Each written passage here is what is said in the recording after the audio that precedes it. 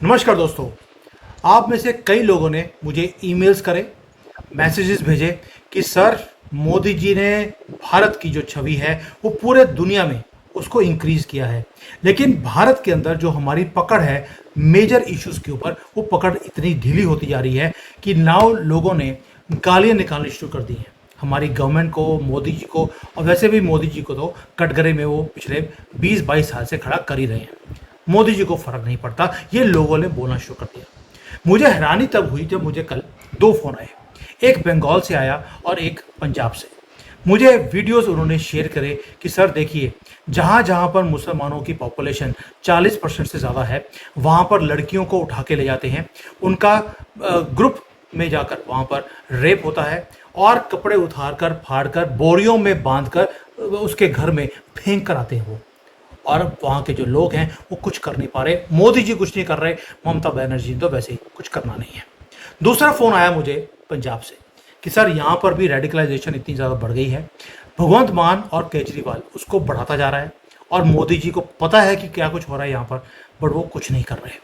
अब ये बेबसी है, पॉलिसी है, सुनने की आदत नहीं है, या यही तरीका है चीज़ों को डील करने का कि दुनिया में हमारा नाम बढ़ता रहेगा, भारत में नहीं बढ़ेगा।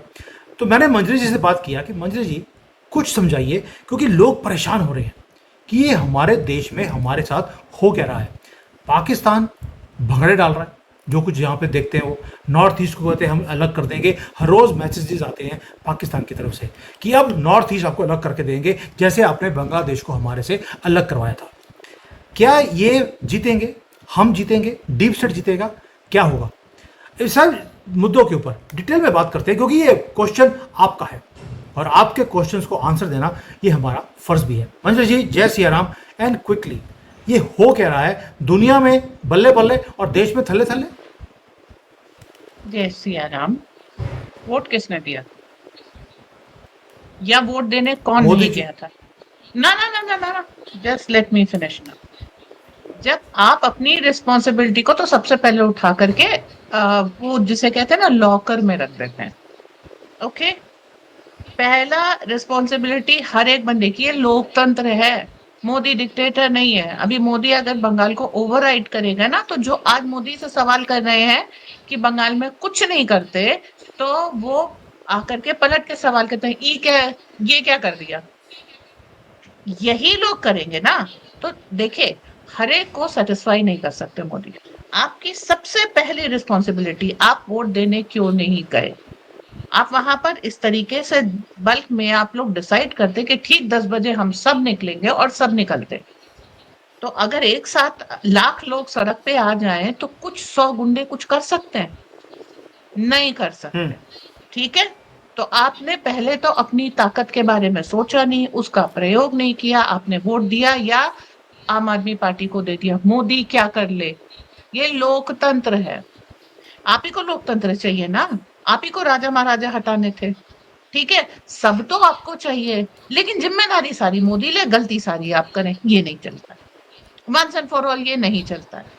बंगाल वोट करने जब नहीं गया या फिर ममता बनर्जी को वोट करके आया, तब उसे नहीं पता था उसकी बेटी के साथ क्या होगा। उस समय क्यों नहीं सोचा कि मेरे आगे एक बेटी है, इसको मुसलमान उठा ले जाएंगे, क्योंकि पंजाब में हो या बंगाल में हो, ये लोग सेवा तो मुसलमानों की ही करेंगे। क्यों नहीं सोचा? आपकी दिमाग कहाँ था? आप बेवकूफी करेंगे, मोदी खामियाजा भरेगा देश में थल्ले थल्ले। आपने किए, वो तो बेचारा फिर भी संभाल रहा है। रैपिड एक्शन फोर्स भेजी, वहां पर आरएसएस अपना कार्यालय खोल के काम कर रहा है, शुभेंदु अधिकारी लगे हुए हैं, पूरा बीजेपी का काडर, पूरा संघ का काडर आपके फेवर में लगा है। आज भी आप संघ की शाखा में जाकर के क्यों नहीं आत्मरक्षा सीखते हैं? आपके दरवाजे पे आके खड़े होकर के मोदी बचाएगा। Rubbish people are thinking. देखो, ये एटीट्यूड की सब जिम्मेदारी तुम्हारी है, because you are the king. Doesn't apply. यहाँ पर कोई राजा नहीं है, यहाँ पर लोकतंत्र है। आप जिसको वोट देंगे वो आपका राजा। आपने ममता को चुना है, अब शांतिपूर्वक ममता को झेलिए, या फिर जो तरीका बता रहे हैं। हर बार ये बात आती है, हर बार एक ही बात कहती हूँ, एक समय पे एक साथ वोट देने निकलिए, लाइन लगाने से मत डरिए। जिसका वोट हो गया है वो भी वहां पर रुकेगा जब तक आखिरी व्यक्ति वोट नहीं कर ले। सब एक साथ निकले थे, एक साथ घर जाइए। उसके 150 गुंडे कुछ नहीं कर पाएंगे। This is the simplest trick, अहिंसक ट्रिक। उससे पहले जब अगले साल चुनाव है, आर्म योरसेल्फ। स्कॉच पी के सिगार फूकने से नहीं होगा बंगाल। आपको निकलना पड़ेगा। बेटी आपकी है, उसको ठुमके लगाना सिखाने की बजाय उसको लड़ना सिखाइए। उसके हाथ में डंडे, लाठी, तलवार, बंदूक जो दे सकते हैं वो दीजिए। ट्रेन कीजिए अपने आप को। ये आत्मरक्षा आपको करनी पड़ेगी। पुलिस दुर्घटना होने के बाद आती है, उसके ऊपर जिम्मेदारी छोड़ करके चद्दर तान अगर आप सो जाएंगे, फिर जो होगा उसके जिम्मेदार आप हैं, मोदी नहीं। आपके आलस की जिम्मेदारी मोदी नहीं लेंगे। ओके, यही चीज पंजाब में आती है। आपको मालूम है कि मुसलमान ये काम करता है तो चरस सूंघ करके हिंदू मुस्लिम भाईचारे की क्यों बैठे हुए हो? दिमाग आपका खराब है और दोष मोदी को। ऐसे नहीं चलता। मोदी को वेट करना पड़ेगा। आम आदमी पार्टी को थंपिंग मेजोरिटी वहां पर लोगों ने दी है, तो अब जो हो रहा है उसे झेलो। बंगाल ने वोट नहीं दिया, पंजाब ने थंपिंग मेजोरिटी दी है। जिम्मेदारी आपकी, मोदी कुछ नहीं कर सकते। कर्नाटक ने भाषावाद के चक्कर में कांग्रेस लाई है। अब वहां जो हो रहा है उसके लिए कर्नाटक के लोग जिम्मेदार हैं। कन्नड़ बोलो और प्रॉब्लम सॉल्व। देखो, आपने महाराष्ट्र में चुनी बीजेपी की सरकार। एमएनएस के बाल ठाकरे ने कोशिश की, वो सॉरी नॉट बाल ठाकरे, राज ठाकरे, राज यस ठाकरे। सॉरी, राज ठाकरे ने कोशिश की। वहां पे रासुका, राष्ट्रीय सुरक्षा कानून लगा दिया। राज ठाकरे की पिंपनी बज गई। अब कभी वहां पे मराठी मानुस दूसरे को नहीं पीटेगा। एक चीज समझ में आने वाली बात है, किसी के पास फुर्सत नहीं होती कि लेके जाए 15 लोग, फिर लोगों से कहे मराठी बोल। उसने मराठी बोल दी तो भी आप यूपी के इसलिए पीट दिया, या फिर मराठी नहीं बोल पाया आपने इसलिए पीट दिया। इसकी और उसकी वीडियो भी बनाई और उसके बाद उसे अपलोड भी की। ये सब पेड काम होता है। इसीलिए उनको मोदी जी ने कहा आंदोलन जीवी। इसके पैसे मिलते हैं। उनको पैसे मिले, राज ठाकरे को पैसे की जरूरत है, पॉलिटिकल ग्राउंड की जरूरत है। उसने ये पुराना चैप्टर उठाया, इसको इम्प्लीमेंट करने की कोशिश की। मोदी की वहां पे सरकार थी, सरकार को रासुका लगानी थी, उसने लगा दी। राज ठाकरे फिनिश, अब नहीं दिखाई देंगे, क्योंकि अगली बार खुद राज ठाकरे अंदर जाएंगे। अभी उनके लठातर गुंडे गए हैं, मतलब ग्राउंड वर्कर उनके खत्म हो गए। अब कूद लो जितना कूदना, डीप स्टेट से जितने भी पैसे ले लो, ग्राउंड पे कुछ नहीं कर पाओगे। दिस इज द प्रॉफिट कि जब आप मोदी को वोट देते हैं। लेकिन आपको या तो वोट नहीं देना या थंपिंग मेजोरिटी से ऑपोजिशन को वोट देना। उसके बाद बकवास करते चले आइए कि मोदी ने क्या किया, देश में पकड़ छूट रही है। कुछ नहीं, जहां पे बीजेपी की सरकार है देख लो। यूपी में क्यों नहीं हो रहा, महाराष्ट्र में क्यों नहीं हो रहा? ठीक है, तो आपको सारी चीजें, आपको आपकी ईगो आपकी बेटी से ज्यादा प्यारी है, तो मुबारक हो आपको जन्नत का मौसम। मंजू जी, देखो ये मैंने कई बार वीडियोस पे मैंने खुद भी बोला है कि भाई जो हिंदू है उसको हर एक 5 साल में एक अंदर से एक खुरक आती है कि भाई जो राजा है ना, इसकी मुझे एंकड़ी निकालनी है। उसके चक्कर में वो कभी बीजेपी को जिताएंगे, उसको हराने के बाद वो कांग्रेस को जिताते हैं, या अखिलेश को जिता देंगे। योगी जी की एंकड़ी उन्होंने निकाल दी 2024 में। ये हिंदुओं की हमेशा प्रॉब्लम रही है। ये चलता रहेगा। बट आपने यूपी का बोला कि यूपी में क्यों नहीं हो रहा। भाई यूपी में चंद्रशेखर खड़ा कर दिया उन्होंने। आपको नहीं लगता कि जैसे महाराष्ट्र में उन्होंने भाषा के बेसिस पे किया है, यूपी में चंद्रशेखर आज़ाद को खड़ा कर दिया, जातियों के लड़ाई करवाने के लिए, ब्राह्मणों की अंजाम क्या निकला? के साथ। वॉट एवर, अंजाम क्या निकला? रुक गए, अगले एक साल हम्म, तक नहीं उठेंगे। देखो, ये तो वो था कि पैसे मिले तो डिलीवरी करनी थी। जिंदा रहने के लिए पैसे चाहिए, बहुत दिनों से आउट ऑफ। मैं अब बार बार ये बोलती हूँ, ये लोग ये बकवास इसीलिए करते हैं, इनको लाइमलाइट चाहिए, वरना इनकी नेतागिरी बंद। तो इन्होंने डेप स्टेट से पैसे लिए, एक भीम आर्मी बनाई, उसमें 2 4 जगह जाकर के दंगा किया, उसका अच्छा रिटेलिएशन मिला। अब क्या हुआ? अब कुछ नहीं। भीम आर्मी सफा चट, सब लोग काम पे चलो। जितने गुंडे थे वो जेल में, पिट पिटा के दिमाग ठंडा। अगली बार कोई गुंडा मिलेगा नहीं, क्योंकि ये लोग जो आज पिट गए हैं, इनके इनके दिमाग थोड़े ज्यादा खराब थे। ठीक है, ये उस वेवलेंथ में तार रहे थे कि आहा हमको पैसे मिल गए, ये हो जाएगा वो हो जाएगा, हम नेता बन जा। वो चीज चल रही थी ना, तो नेतागिरी तो उतर गई। अब ये जाकर के बोलेंगे कि चंद्रशेखर रावण ने पिटवा दिया, बोलेंगे ना। हाँ, तब और क्या होगा, बाकी गुंडे भी डिस्करेज हो जाएंगे कि हमें ही पिटेंगे, हमारी भी खोपड़ी पे डंडा पड़ेगा, हमारा भी सर फटेगा, हमको भी दर्द होगा, हमको भी इलाज कराना पड़ेगा, और जो तोड़ा है उसके पैसे देने पड़ेंगे, जो मिले हैं वो भी निकाल हम्म। लिए जाएंगे। तो अब क्या है, गुंडई एक प्रॉफिटेबल बिजनेस नहीं रह गया ना। राज ठाकरे ने भी ये देख लिया, बीजेपी की सरकार थी। चंद्रशेखर रावण ने भी देख लिया, बीजेपी की सरकार थी। अब क्या हुआ, संपूर्ण शांति। अब घर से दंगाई। अब देखिए किसान निकलते हैं, टिकैत जा करके बोल लिए, लेकिन अब कुछ कर पाए? माइक पे बोलना ही तो है, ठीक है, 4 लोग खड़े करो, उनको पैसे दो, आपको लगेगा कि वो भीड़ है, कैमरा वाला भी एंगल से दिखाएगा, और उसके बाद आपने बकवास कर ली। ग्राउंड रियलिटी पे क्या हुआ? कुछ नहीं। Hmm. You have lost. So अब आंदोलन जीवियों की दुकान बंद हो रही है। योगेंद्र यादव को देखे वो जमाना हो गया ना। एक समय अग्रगण्य आंदोलन जीवी हुआ करते थे, अब बहुत सारे आंदोलन जीवियों को ट्रैक करके, उनके ओपन सोसाइटी से रिलेशन ट्रैक करके आप उनको जो है अंदर कर रहे हैं। आप समझिए, मोदी घर में भी बहुत अच्छा काम कर रहे हैं, लेकिन वो कहते हैं ना कि दिमाग खराब हो तो क्या हो। तो अब आपको दूसरों हम्म। को सबक सिखाने के लिए जब दिमाग में खराब होता है, तो सबक तो आप ही सीखते हो। जहां जहां पर इस तरीके के, अरे मैं मोदी को सबक सिखाऊंगा, तो सबक उन्होंने सीखा, उनकी बेटियों ने सीखा, उनकी पत्नी ने सीखा, उनके बच्चे सीख रहे हैं। तो आपके दिमाग अगर खराब है तो कर्म आपका खराब है, तो फल आपको खराब मिलेगा ना। मोदी के ऊपर चिल्ला लेने से या इल्जाम लगा देने से वो सब चीजें ठीक तो नहीं हो जाएंगी। अब जहां दिमाग ठीक है उसका इंतजाम देख लीजिए। अभी गए वो घाना, त्रिनिदाद टोबैको, वहां पर दिमाग ठीक है, उन्होंने उनको हाईएस्ट सिविलियन ऑनर दिया। क्यों दिया? हर देश में एक डीप स्टेट का कब्जा है। मोदी ने हम्म। उस देश की में जो पूरी शतरंज की बिसात है उसको समझा, और उस देश को सीधे से डीप स्टेट के कब्जे से निकाल लिया। जो जो स्टेट मोदी को हाईएस्ट सिविलियन ऑनर दे रहा है, इसका मतलब है उस देश में जो डीप स्टेट की पकड़ है वो खत्म हो गई है। तो पकड़ किसकी है? मोदी की, और मोदी के सनातन। ओके। अब वहां से एक नई शुरुआत हो रही है, वरना किसी को क्या पड़ी है मोदी को सिविलियन ऑनर देने की? उसको कुछ मिल रहा है? नहीं, इट इज अ ग्रैटिट्यूड कि आपने मेरे देश को, इस देश के लोगों को, यहाँ के संसाधनों को डीप स्टेट की पकड़ से निकाल लिया, इसलिए हम आपको सम्मानित कर रहे हैं, धन्यवाद। ये हम अपने साइज, अपनी पॉपुलेशन, अपने सामर्थ्य के हिसाब से नहीं कर पाते। मोदी ये मंजरी जी। विदेश में कर सकते हैं, देश में भी कर सकते हैं, लेकिन दिमाग ठंडा हो ना, जिसको मोदी की ईगो कंट्रोल करनी हो, जिसे मोदी को सबक सिखाना हो, जिसे कन्नड़ बोलनी है, बांग्ला बोलनी है, पंजाबी बोलनी है, खालिस्तान बनाना है, उसका कुछ नहीं हो सकता। आपका भला करने के लिए भगवान भी यही कहते हैं, विनाश काले विपरीत बुद्धि। आपका विनाश काल था, आपने विपरीत बुद्धि में मुसीबत को न्योता दिया है। ओके। ये उसके बात बाद मैं पहली उसका बार, ये स्वागत मैं करा, बात पहली बार सुन तैयारी। रहा हूँ।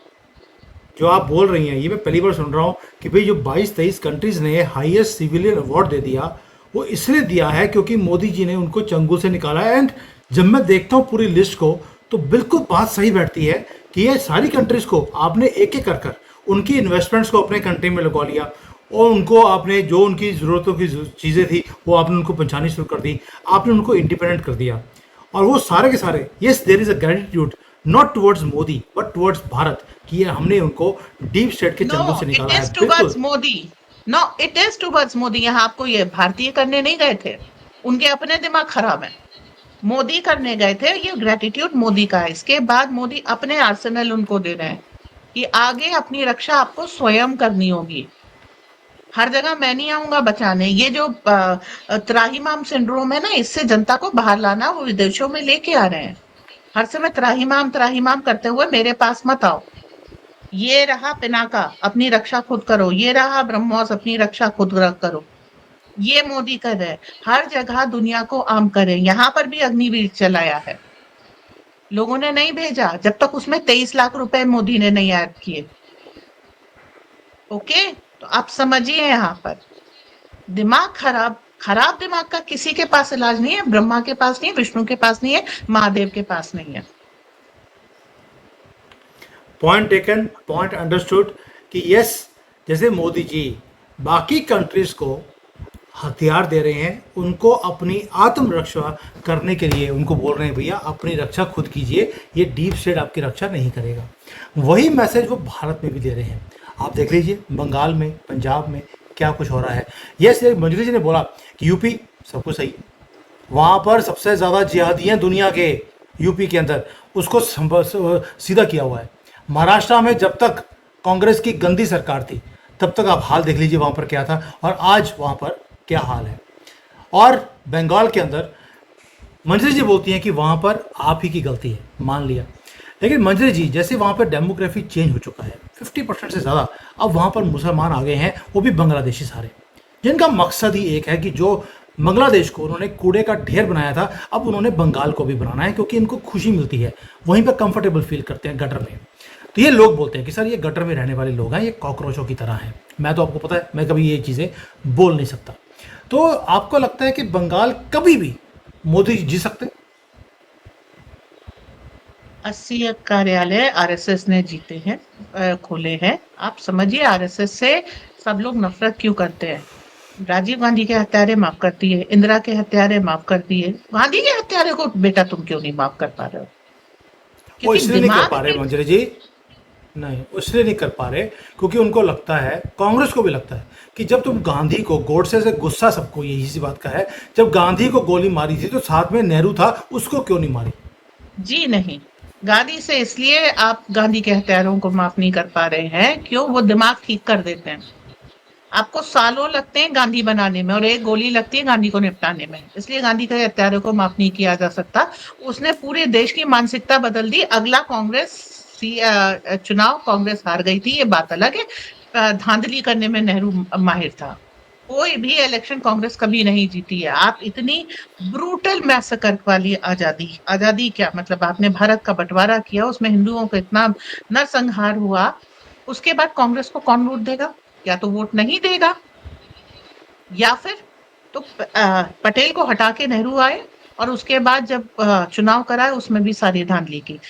ये कांग्रेस को वोट देने वाली की मानसिकता, जिसकी बेटियां इस तरह से लुट के आई हो ना, वो बंदा वोट देने या तो नहीं जाता है या फिर कांग्रेस को वोट दे करके नहीं आता। ये शुरू से धांधली करके जीतते आए हैं। और आरएसएस की एक वो है, आरएसएस शक्ति देती है कि ये पकड़ो लाठी और प्रतिकार करो। अहिंसा मूर्खता, ठीक है? आपके ऊपर जब अत्याचार हुआ है, आप उसका प्रतिकार नहीं करेंगे तो ईश्वर आपकी रक्षा नहीं करेंगे, राइट? ये डॉग ईट डॉग वर्ल्ड है।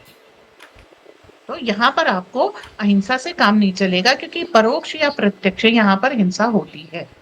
अब आप अपने ऊपर अन्याय का प्रतिकार करेंगे तभी आप वो डिप्रेशन वाले फेज से निकल के आएंगे। और ये आरएसएस सिखाता है, दिमाग ठीक करता है। इसलिए आरएसएस से नफरत है, इसलिए गांधी के हत्यारों से नफरत है। इस समय देख लीजिए विश्व पे आरएसएस शासन कर रही है। मोदी, वेंकैया नायडू, अमित शाह सब आरएसएस के प्रोडक्ट हैं। जब ये आरएसएस सत्ता में पहुंचती है और धीरे धीरे पहुंचती है तो क्या परिवर्तन आता है विश्व विदित है। और आप केवल भारत को नहीं निकाल के लाए डीप स्टेट को, आप दुनिया के ढेर देशों के नेता बन गए, ग्लोबल साउथ का पोल बन गए, और अब बाकी हर एक देश को आप धीरे धीरे करके ले आ रहे हैं। तो करप्शन करने की जो पावर आरएसएस की है, डीप स्टेट को धता बताने की अहिंसक तरीके से, it is powerful and it is not violent.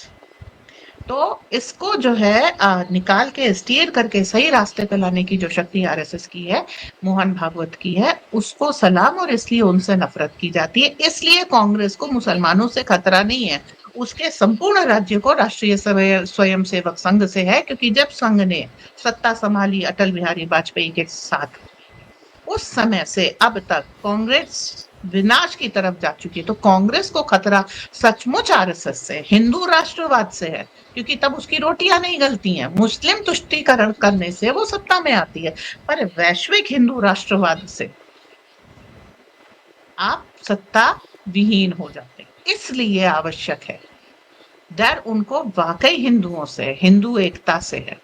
ये जो मैं उनको क्या कहूँ, पपेट्स ऑफ डीप स्टेट जो हर जगह जाके हिंदू एक नहीं है, हिंदू एक नहीं है। भाई साहब, जिस दिन मोदी जीता उस दिन हिंदू एक था, वरना मोदी नहीं जीत सकते थे।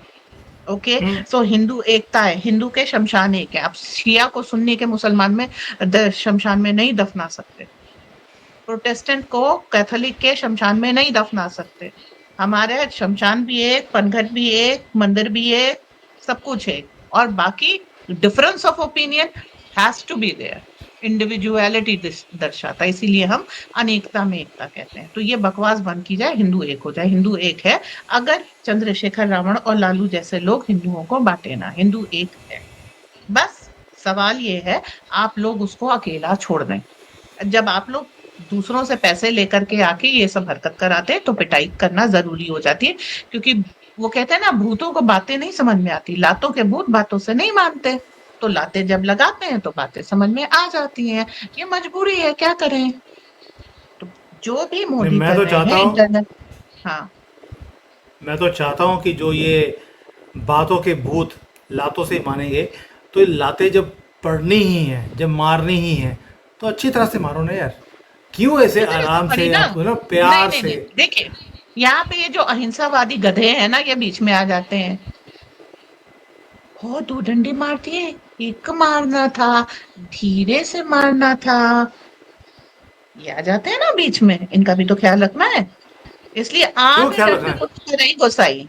ये जो तुलसीदास जी अपने रामचरितमानस में लिख के गए हैं, आन दंड दिया जा रहा है, अभी तो दंड नहीं दिया जा रहा है। जिस अभी आएगा समय दंड देने का भी, जब तक ये जो, देखिए, आप लोकतंत्र में हैं, आप लोगों के भरोसे हैं, और लोगों का दिमाग अहिंसा ने खराब कर रखा है। और कब से आपने 1860 से अहिंसा पढ़ानी शुरू की है?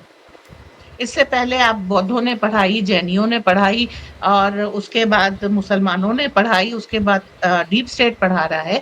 ये जो 2000-3000 साल से अहिंसा का पाठ पढ़ाया जा रहा है, ये आपको इसीलिए अहिंसा का पाठ पढ़ाया जा रहा है, ताकि आपके ऊपर जो अत्याचार हो रहे हैं आप उसका बदला ना लें, आप आतताई को मार ना दें। Every Sinner has a future. ये आज से नहीं चला जा रहा है, ये बौद्ध धर्म के उद्भव से चला आ रहा है। जिसने अपराध किया उसको माफ कर दो, तो क्या वो अपराध करना छोड़ देगा? बिल्कुल नहीं। ये जो सिनर का फ्यूचर वैसे तैयार किया जा रहा है, ये समस्या है। और इससे जब तक मानसिकता ग्रस्त रहेगी, तब तक आप आन दंड के आगे का दंड नहीं दे पाएंगे। आप पाकिस्तान को जब ठोक नहीं, जब तक आपने अटैक किया था पहलगांव के बाद, तब आप ये कहा था, कब क्यों नहीं करते, क्यों नहीं करते, क्यों नहीं करते। जैसे ही आपने अटैक किया, कब तक करोगे, कब तक करोगे, बंद कर दो, अहिंसा भी कोई चीज है, पाकिस्तानी मासूम मारे जा रहे हैं। तो सारे ढोल तो इन्होंने ही बजाने हैं। अब समस्या भाई, क्या है?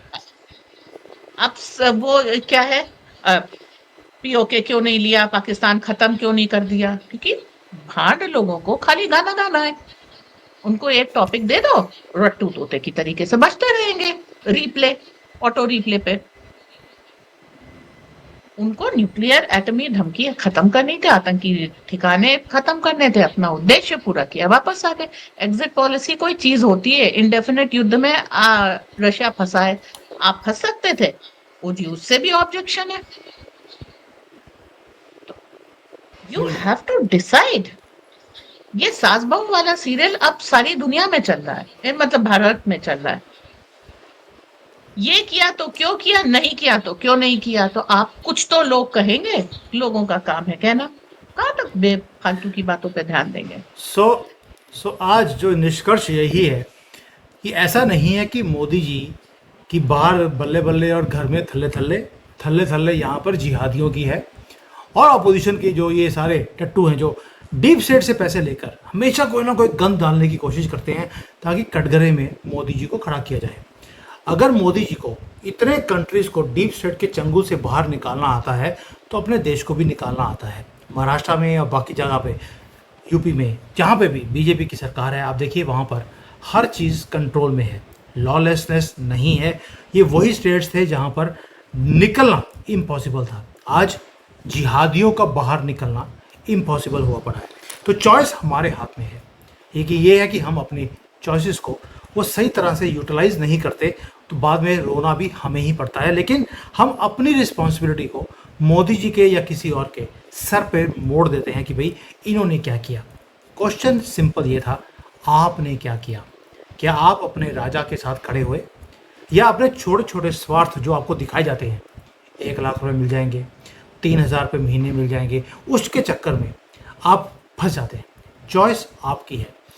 मंजरी जी, जैसे आपने बताया अभी कि जैन थे, बौद्ध थे, आपने जैनियों को भी थोड़ी गाली निकाल दी कि इन्होंने अहिंसा का पाठ पढ़ाया था। आपको बता दो, रॉ के चीफ जैन साहब ही हैं। बाकी आप समझ सकती हैं कि हम जो जैनी होते हैं भाई 2002 साहब भी हम पुराने जमाने में कर चुके हैं, मैं उसकी बात कर रही हूँ, आप अपने ऊपर मत आई नो लीजिए। आज हमारे यहाँ रोटी बेटी का रिश्ता है जैनियों से, ऐसी बात नहीं है। और इस चीज को, लेकिन आपकी जो एक कलेक्टिव पॉलिसी है अहिंसा की, वो देश के हित में के विरोध में आ रही है। और आप भी एक्सेप्शन है, लेकिन मैं यही कहूंगी कि अहिंसा की जो अहिंसावाद है, जहां से भी आया है, ये विश्व कल्याण के विरोध में, ये विश्व हिंसक है। ओके, मैं आपकी इंफॉर्मेशन के लिए दे दूं, में भी एक प्रांत इंफॉर्मेशन दे होते दूं हैं। आपको। हाँ, जो हमारे साधु और साध्वियाँ होती हैं, उनको लठ चलाने की पूरी ट्रेनिंग दी जाती है, क्योंकि वो सी अकेले चलते हैं गांव गांव में। लेकिन पाठ क्या है? अहिंसा। लेकिन उनको अहिंसा करने के लिए हिंसा की ट्रेनिंग दी जाती है। ये चीज लोगों को समझनी पड़ेगी। नहीं सर, उसके बिना आप नहीं चलेगा ना। वही मैं बता रही हूँ, घास में भी प्राण होते हैं। घास को हिरन खाता है, हिरन को शेर खाता है, ठीक है, और शेर मर जाता है, उससे गिद्ध खाते हैं, गिद्ध मरता है, फिर खाद बनता है, और उससे जो है घास उगती है। आप ये देखिए, संपूर्ण संरचना हिंसक है। इसमें ahimsa is a overdose at foreign intervention. तो न्याय की स्थापना करने के लिए जब आप अपराधी को दंडित करते हैं, तो आप एक्चुअली अहिंसा की स्थापना करते हैं। और जब आप अपराधी को जाने देते हैं, तो आप समाज के प्रति परोक्ष रूप से हिंसक हो जाते हैं। सो हिंसा अहिंसा को डिफाइन करना पड़ेगा। और ये जो और नॉन वायलेंस है, it can not be, and any state for that matter can not be non violent by nature. अगर वो अपराधियों का साथ देगा तो अपनी जनता पे हिंसा करेगा, नहीं तो उसे अपराधी पे हिंसा करनी पड़ेगी। You have to be, either you are passive aggressive और कंप्लीटली एग्रेसिव। बिना एग्रेशन के स्टेट नहीं चलती, सत्ता हनक से चलती है। योगी जी ने कहा था, बिल्कुल सही कहा था। और ये हनक दिखानी पड़ेगी। चंद्रशेखर रावण पे अभी दिखाइए, अच्छी तरीके से पूजा हुई है, अच्छी तरह से आरती उतारी है, और अब काफी लंबे समय तक शांति रहेगी। इसे कहते हैं अहिंसा की स्थापना करना। बिल्कुल सही बात है। भाई, इस देश को अगर आज़ादी मिली तो उस दिन थी 30 जनवरी को, जिस दिन गोडसे ने एक महान काम किया था, वो भी हिंसा के थ्रू आप अहिंसा ला पाए। तो ये तो मैं भी मानता हूँ कि अहिंसा जो है वो सिर्फ डाली गई हमारे लिए, हिंदुओं के लिए। मुसलमानों को तो कभी नहीं बोला कि आप अहिंसा लीजिए। अरे और अगर जिन्होंने इतना ही शौक था, अंग्रेज कहाँ हिंसक थे? वो तो पूर्णतया हिंसक थे। तो तो उनकी तभी कह लाज रहा हूँ कि जाओ। अगर चरखा हाँ, चरखे नहीं, से नहीं अगर आती है। आपको अगर आज़ादी चरखा घुमाकर आई होती तो हमास वालों को दे दीजिए, बंगालियों को दे दीजिए, आप पाकिस्तान को चरखा दे दीजिए कि चरखा घुमाते रहो, आपके देश की तरक्की हो जाएगी, आपको फ्रीडम मिल जाएगी। कभी भी चरखे से नहीं आई थी, ये लोगों का बलिदान था। लेकिन हमारे सर पर ये थोप दिया गया मोहम्मद गांधी और मोहम्मद नेहरू का गुणगान हमारी किताबों में, जिसके कारण पूरी की पूरी पॉपुलेशन वोक होती जा रही है। वोक मतलब पागल होती जा रही है। बट मुद्दा एक ही है, अपनी रिस्पॉन्सिबिलिटी संभालिए। जैन कभी भी अहिंसक नहीं थे। हम हिंसा करके कुछ खाते नहीं हैं, लेकिन अपनी रक्षा अच्छी तरह से करनी जानते हैं। गुजरात में 2002 याद है ना, वो जैनी ही थे। और अभी जो रॉ के चीफ बने हैं वो भी जैन साहब हैं, और चाइना में भी एक वाट लगा रहा है, वो भी जैनी है। So Bajri ji, thank you so much for this lesson, and I hope people understand their responsibility instead of cursing Modi for everything. Thank you. जय हिंद, वंदे मातरम। धन्यवाद।